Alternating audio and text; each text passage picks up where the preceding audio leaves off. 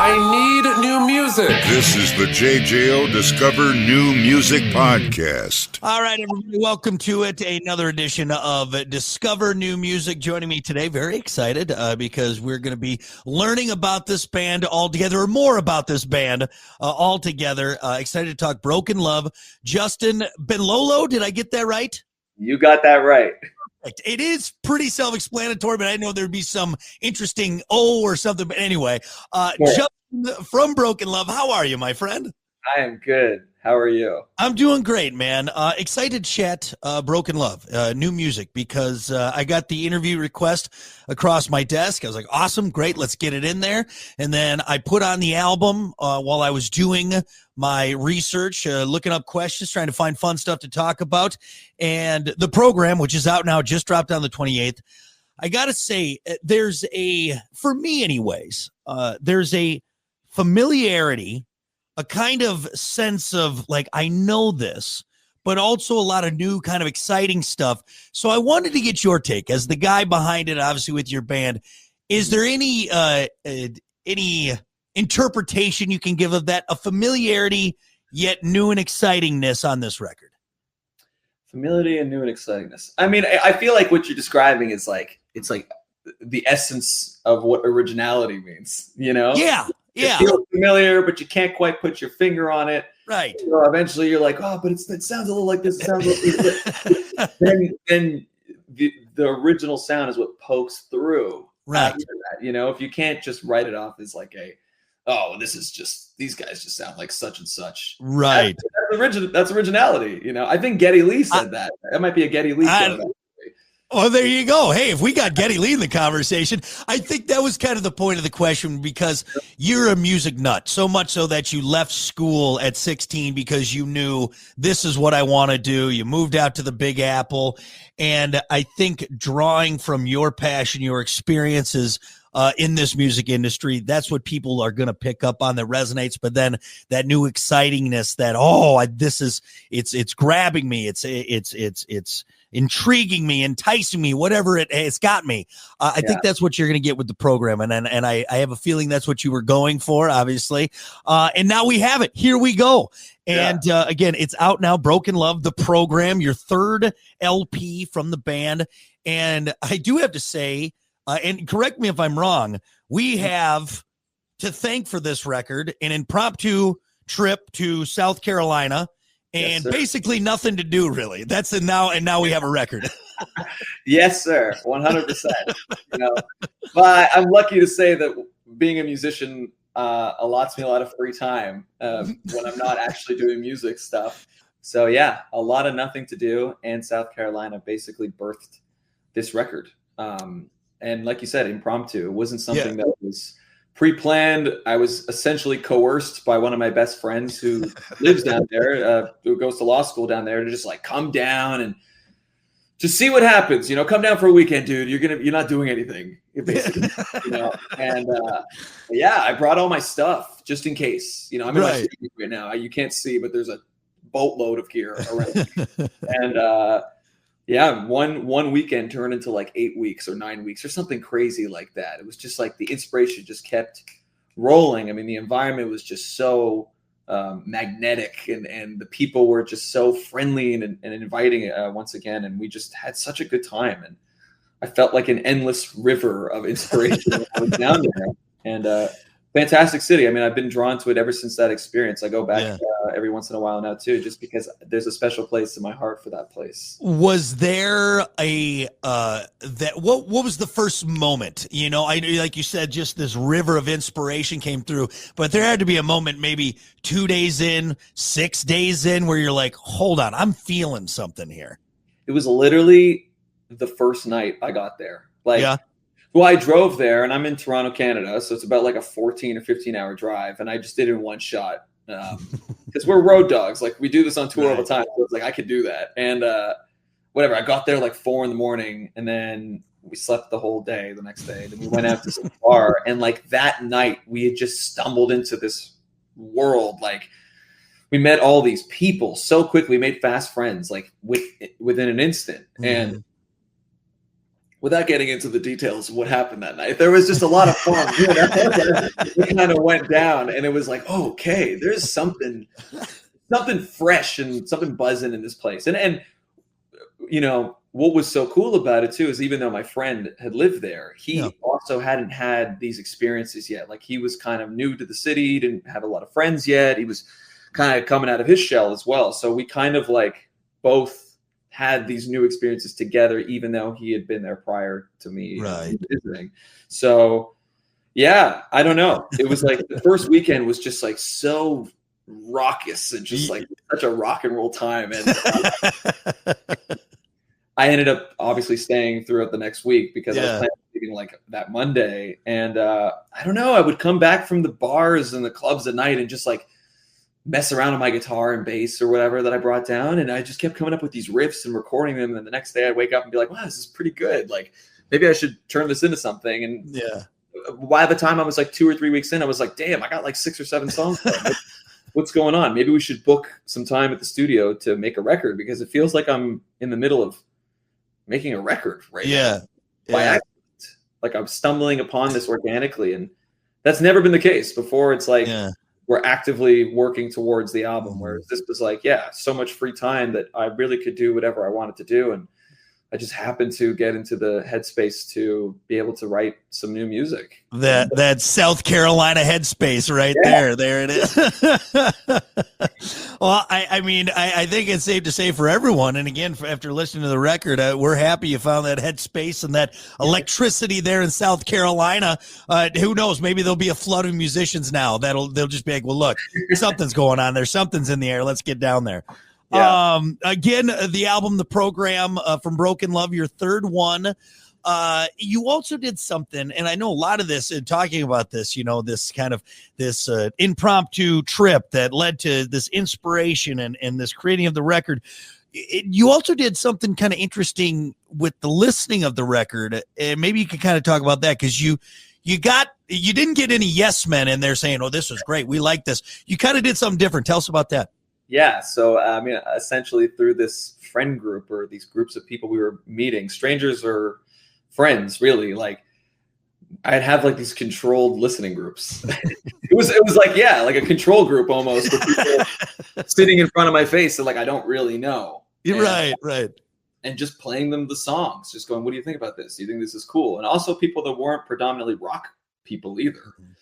Which again is obviously not uncommon these days. and it was just very refreshing to sort of get like real-time feedback without any like emotional sort of like implication. Like with my best friend that I'm staying with, it's like if he was like, oh, I don't think this is that great, or you could do better, it's like you risk hurting my feelings. Right.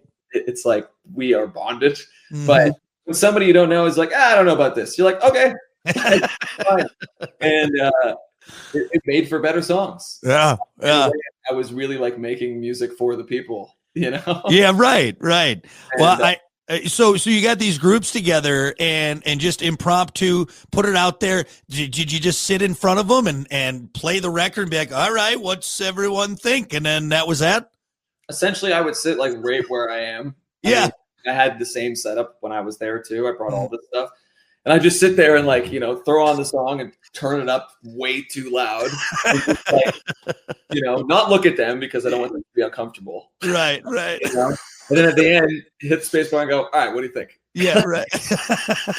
Worth putting out? That's the real question that I have to ask everybody. It's like, is this worth putting out? Would you put that? Like, does this feel like a song? But whether or not it's your taste is not actually important to me. Is it something you could hear as like professional? Does it sound like a legitimate song? Like that it's not like some demo art project that a kid did in high school. Does it sound like a finished idea? And that's essentially what I was looking for. Cool.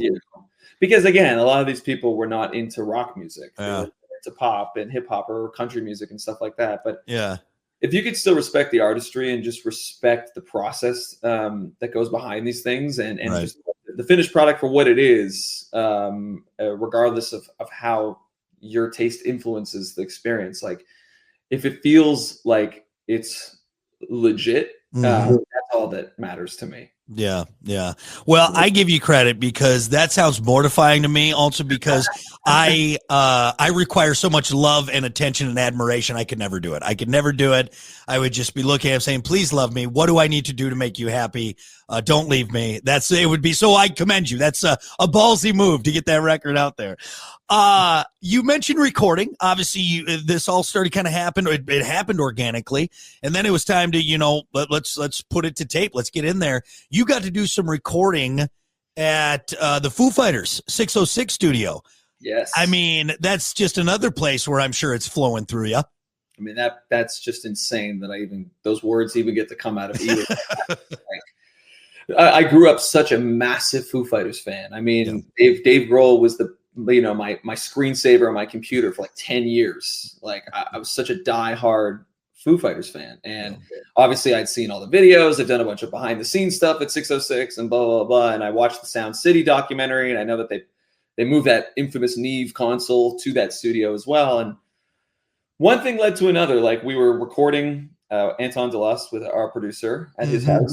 He had a studio at his house at the time. And when it came time to, do the drums and put some more finishing elements on it, he had recently gotten an in at 606. He knew I was such a big Foo Fighters fan as well. And because it's exclusive. It's like, you can't just go there. Like, right. The location of it, it's like you can't, there's all these things when you go there, like you can't, there's no photography. You can't take any videos in the hallway or anything like that. Obviously don't geotag the location of the studio.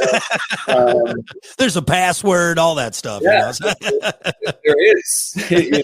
And like, I remember when he had gotten, the hookup to get us booked there. It was funny because when we all drove over there the first day, it's like nobody could sleep that night. Even though I was like the big Foo Fighters fan of the bunch, everybody was just like, this is a crazy thing that we're doing, And I remember when we were waiting outside because there's a gate before you get in. Like obviously they have security, like a big ass gate, with the barbed wire on top. Right. Yeah. And we're sitting outside the gate. And we're like, how do we were too afraid to like call one of the interns to like let us in because I don't know. It's just like it's a heavy experience. Right.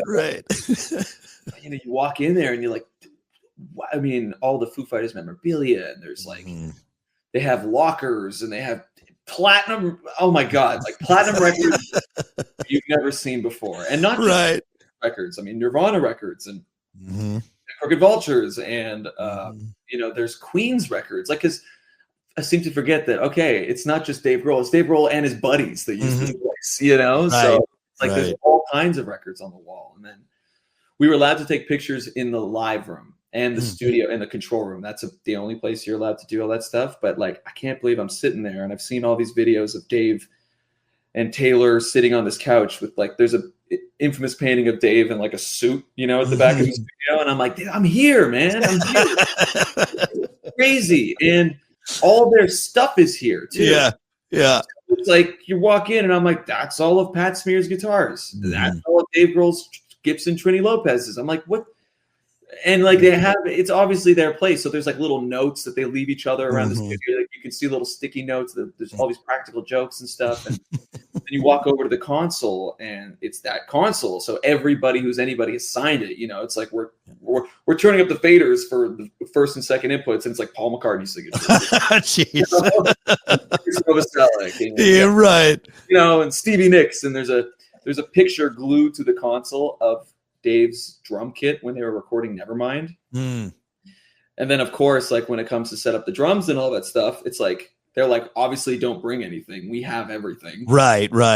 You go to the warehouse in the back and it's huge, and there's like stage props and banners, and then every piece of gear you can imagine is back there. And then we went upstairs to like all the drums, and it's like, this is all of Taylor Hawkins's drums. That's heavy. Yeah, and that's heavy, man, because like it wasn't too long after that Taylor passed away. So it's like this weird thing where we're getting to use his drums and also Dave's drums, and we use this kind of combination Frankenstein kit. And I I'm pretty sure we also use the same bell brass snare that they use on Nevermind. Wow.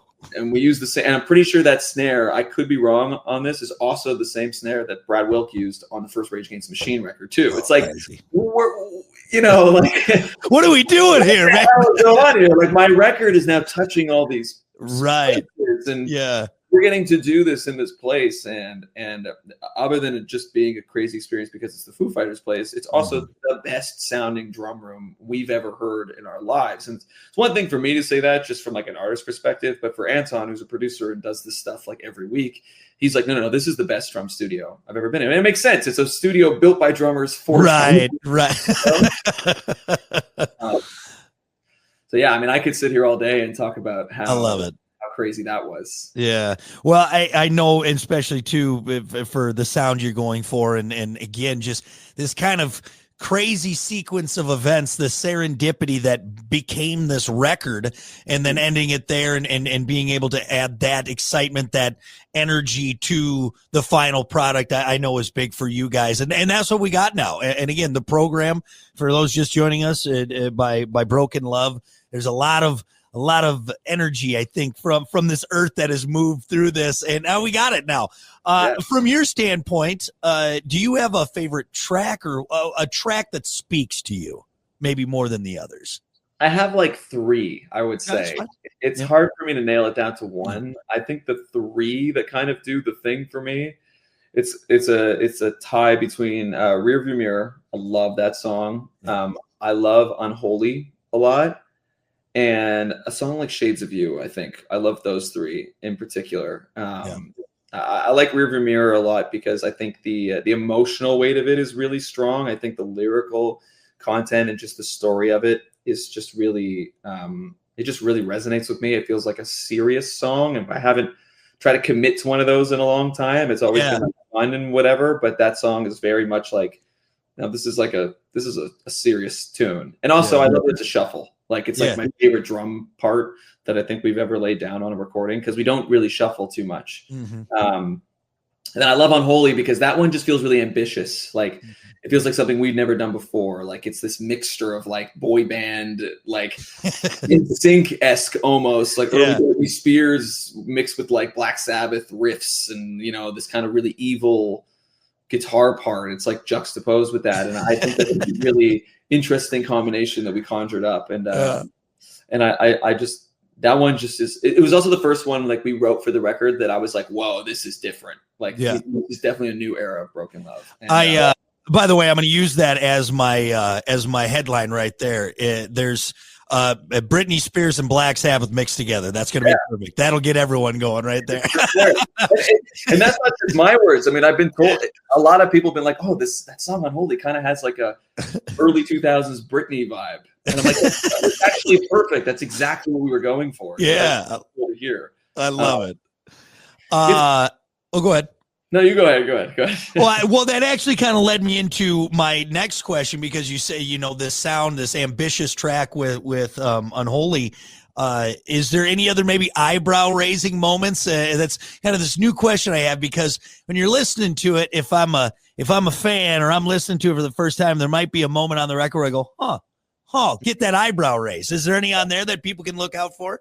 Yeah, I think like, especially with a song, maybe like Break the Same or something like that, when it immediately starts, you might go, whoa, wait, hold on a second. It's like a disco song, It's nice. It kind of like transports you right back to like 1974, Yeah. Right off the top. I mean, everything down to not just the funky guitar stuff, but like we have these like kind of Bee Gees-esque backup vocals on it. There's the drum sounds are like very 70s. I mean, I'm not kidding. We spent 2 hours setting up rototoms. I don't know if people know what those are, but they're like really high pitched drums, It's kind of like that In the Air Tonight, like doom, doom, doom, doom. Yeah, doom. right. Like, we literally spent 2 hours setting up 3 drums just for this one part on that song, just to do that. Doom, doom, doom, doom, doom, And I was complaining the entire time. What a waste of studio time. Right. It's just one part. It's like 4 hits on the drum. And then after not listening to the record for a while when it came out, and I heard that part, I like fell off my chair because I was like, oh my God, that is so awesome, you know? But yeah, I mean, to add on to that, like there's definitely a few elements of like funk or like R&B or disco on this record. There's a few parts that might make people go, oh, okay, they tried something here. Yeah. It's definitely not as like the straight kind of riff rock thing, I guess, that we were sort of doing before. There's of course elements of that, but a few more ambitious elements as well. I love it. Well, honestly, I could spend all day talking to you because your enthusiasm on this, and I think just your enthusiasm about music as a whole is very infectious, and I'm excited to see what is to come. Now, obviously, we get to live in this record. Again, the program from Broken Love, it's out now. You guys, I'm sure, are busy on the roads, like you said, hitting it hard and supporting it and honing this craft. So before we get to rapid fire, let's do this because this has been a lot of fun to talk about this record, and I really just want people to go grab it and listen to it. This is my kind of masterpiece theater question. That my James Lipton question, if you will, because you guys you're still so new in your career, and looking forward, let's say 20 years from now, and we take a look back at this record, where's this record going to stand out for you? What's that mark going to be in the history of Broken Love? If you were to look back at that point. Oof. That's a serious question. I say, like I said, it's James Lipton's for you. That's where I like to get heavy with you. I mean, I'm going to try to answer as best as I can. I think that for myself, it'll definitely mark a significant period of time in my life, you know, where like I know exactly what was going on when I wrote the album. I remember the experiences of being in Charleston and all that kind of stuff, but also the relationships that inspired a lot of the lyrics on this record too, and like where I was and kind of still am a little bit, you know, just in the headspace of making that record. It's in that sense, yeah, emotionally, I'm always going to remember that. And I still remember that stuff like from my first record, which I practically recorded almost like 10 years ago now. Yeah.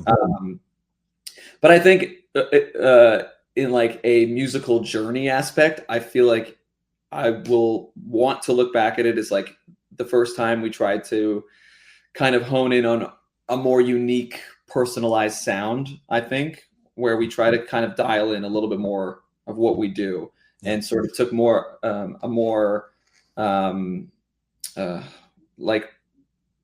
a word I'm looking for here, but I'm going to say like a more comprehensive approach, like moving forward of like, okay, let's actually try to be unique. You know, and I think this is like a good step in the right direction of like where we can go now. It's setting us up for a lot more things, and I hope it's the record that I can look back on and be like, okay, this is the one that opened up so much more for us and made the rest of our career possible, basically. Yeah. I love it. Hey, that's perfect answer. Perfect answer. Sorry to get all serious on you. Let's talk about stupid stuff now. No, it's super excited for you, Justin. Congratulations, the guys. Again, A Broken Love, third record, the program. It's out now. Go get it and then go see them wherever you can because you're in for a treat. You really are. Now that the important stuff is out of the way and I've used up so much of your day, let's do rapid fire. There's no wrong answers here. We're just going to get to learn a little bit more about you. Okay. Now, you're a Canada boy, right? You're true blue Canada. I am Toronto, born and raised. Okay, so Wayne Gretzky or Gordie Howe? Wayne Gretzky. Nice. Can you believe his record just got broken? I know. Well, now Ovechkin's kind of the right. And he did it against the Islanders, which is when Gretzky set the record. It's weird how it worked out. But anyway. Okay, all dressed chips or ketchup chips? All dressed for me. That seems to be a big one. You Canadians like this. Yeah. When I was a kid, I liked ketchup chips more. Yeah. But now I like the vinegar and like the more the stronger flavor of an all dress. Well, I tell you what, ketchup chip sounds bananas to us here. It's just wild. We're more of a ranch kind of chip type place. Can't complain about ranch. Billy Ocean or Billy Idol? Oof, that's actually a tough question. Because Caribbean Queen was one of my favorite songs growing up. It's and amazing. It might be a surprise for some people, but that song was like one of my most played because I heard that song from it was GTA, Miami Vice. Yeah. Sorry, Vice City. My bad, Vice City. That was My one of the City. video songs, and I loved that song. But Was that played on Fernando Station? I am Fernando. And I don't remember the actual station, but I remember falling in love with that song. But I'm more familiar with Billy Idol's actual catalog, so I probably say Billy Idol. I like it. But hey, it's a thinker, though. It's a thinker. Yeah. Okay, let's do another close name one. David Bowie or David Lee Roth? David Lee Roth for me. New England clam chowder or a creamy tomato bisque? Tomato bisque, for sure. Very nice. With a fancy grilled cheese, right? Yeah, with the grilled cheese, of course. All right, last one. This is a hard one. Chuck Norris, would you rather take a Chuck Norris roundhouse at 100% power or a Mike Tyson punch at 50% power? I knew that was going to be the follow-up. Oh, man. It's a big one. Now, are we talking Chuck Norris now or like peak Chuck Norris? Because he's old now. I think we'd have to do, I mean, either way, I don't want to be kicked in the face by Chuck Norris, but let's say prime Norris, prime Tyson. So like Tyson right after he got out of prison and Chuck Norris like Enter the Dragon. 50% power. Oh, damn. I think I'd probably take a kick from Chuck Norris. I think so. I mean, man, I mean, you watched some of those highlight videos. That dude was a killer. That was a pit bull, man. Yeah, like that. Even just thinking about that makes me shudder. You know, like just you, Mike, you keep your distance. All right, Chuck Norris kicked me right in the face. I'll be all right. I can do this. Kick from Chuck Norris. I love it. Well, hey, thank you for humoring me. More importantly, Justin, thank you for talking new music. It was a real pleasure. Excited for you guys. Broken Love, the program. It's out now. I appreciate it, man. Thank you so much for having me, man. This has been a lot of fun. Listen, rate, share, subscribe. Discover new music now at WJJO.com, in the JJO app, or wherever you get your podcasts. Brock has a new interview every Thursday evening between 6 and 7. 94.1 JJO.